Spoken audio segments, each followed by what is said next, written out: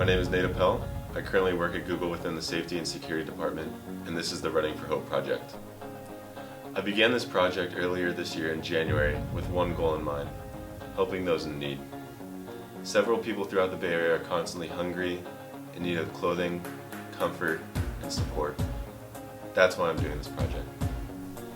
The St. Vincent de Paul Society has many centers throughout the Bay Area, located in Mountain View, San Francisco, Oakland, and even my hometown of Pleasant Hill.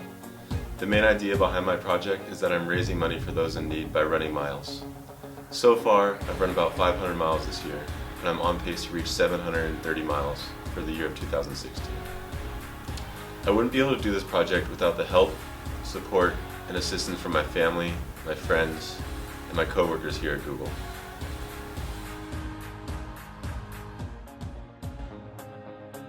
Well, nationally, I don't really have numbers for internationally, but here in the United States, it's about 14 million at a cost of around 1 billion.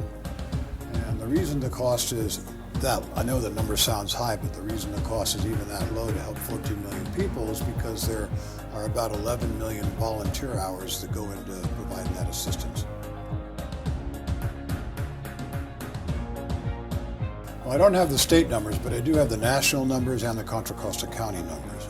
Nationally, it's about 4,400, comprising 160,000 Vincentian members. And here in Contra Costa County, there are 27 organizations and about 750 members.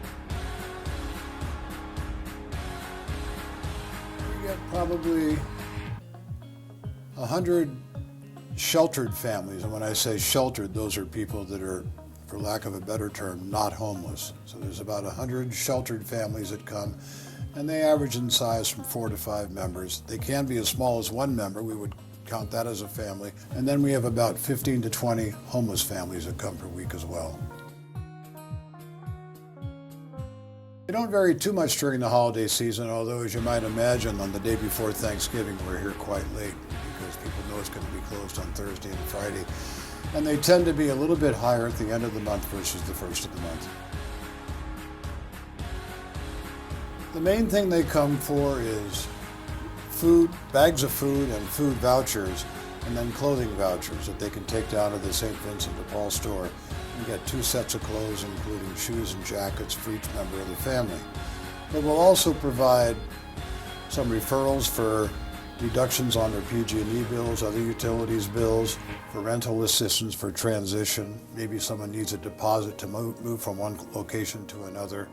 And we also have a few members of our parish that actually provide free dental and vision care, which is kind of neat. I mean, because there's some people that have no insurance whatsoever, and as I mentioned, one of our parishioners who has a vision care service. He does the examination, provides the glasses, all totally free to the people that have the need.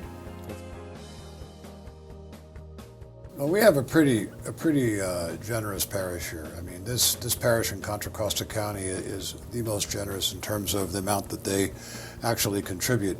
And it varies. We've collected as much as just over 200,000 in one year. Last year it was down a little bit to 154,000. Well, the big thing is, as you might imagine, with the rent soaring here in Contra Costa County, people sometimes have to make a change. I mean, their rent's going to be increasing significantly, so we try to help them find some other rental opportunity that's a little bit more affordable, and then try to get them some help during that transition phase. And I work with other organizations that help to fund that. And it would be nice, I mean, we'd like to be able to do that direct funding here, but as you might imagine, that can become very, very expensive very quickly.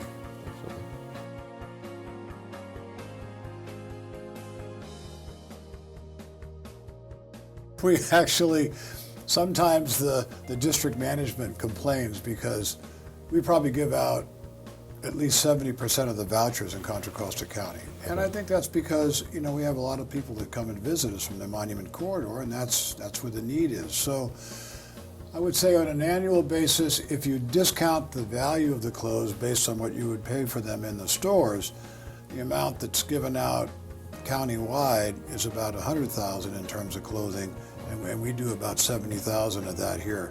And that's That's the value of the clothing, but we don't pay for that. That's based on the donations that people make by dropping things off at the stores and then what's done on the bundle Sundays during the year. And I forgot to mention that each winter we do a big countywide collection of coats that we give away, and it's about 6,000 coats a year that we give away to people in need, mostly to homeless people. So that's not in that dollar amount I gave you.